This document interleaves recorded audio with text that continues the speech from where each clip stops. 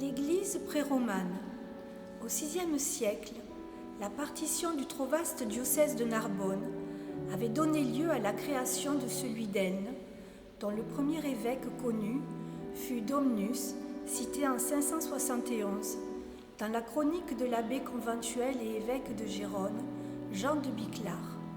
Ainsi, au cours de la haute époque médiévale, toute agglomération s'était-elle pourvue d'une église en raison de la faveur grandissante dont jouissait alors la religion chrétienne.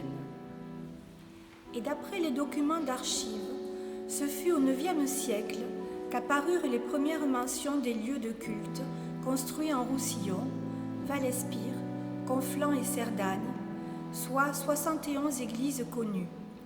Les archives départementales de l'Aude conservent un très vieil inventaire concernant les possessions de l'abbaye de la Grâce, où figure l'allée de Toulouse avec l'église de Sainte-Marie. Ces documents, datés des années 890 et 898, constituent donc une présomption de l'existence de la première église à Toulouse au IXe siècle. L'église romane. Le nouvel édifice remplaça le précédent au XIe siècle. On retrouve sa trace en 1030 dans un précepte du roi franc Charles le Simple. Des documents d'époque attestent que l'on y prêtait serment sur l'autel de Sainte-Marie. L'originalité de cette nouvelle église consistait en la présence d'une petite crypte, très exactement placée sous le sanctuaire absidial. On y descendait par un escalier situé au centre de la nef et débutant à la marche de pierre qui limite aujourd'hui l'actuel plancher. La présence d'une crypte est inhabituelle en Roussillon. La seconde connue est celle de la cathédrale d'Aisne, remontant elle aussi à l'époque romane. Au cours des premiers siècles du christianisme, cet agencement particulier du sanctuaire permettait de célébrer la messe au-dessus des reliques de martyrs. Aussi, dans les textes anciens, la crypte était-elle dénommée martyrium ou encore confessio.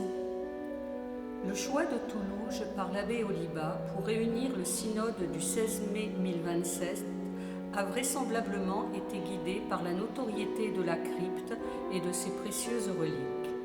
Dans un texte de 1030, on retrouve même le terme de basilique, attribué à l'église Sainte-Marie. Le portail de marbre, ouvert au midi, est du XIIe siècle. Son tympan représente la lutte de Michel et de ses anges contre le dragon. Apocalypse de Saint Jean 12, 7.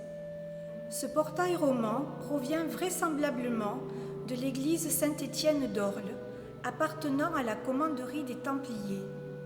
L'édifice a conservé son aspect originel jusqu'au XVIIe siècle, où la crypte et son escalier d'accès furent comblés. De 1958 à 1961 eut lieu la restauration de l'église, ainsi que le dégagement de la crypte.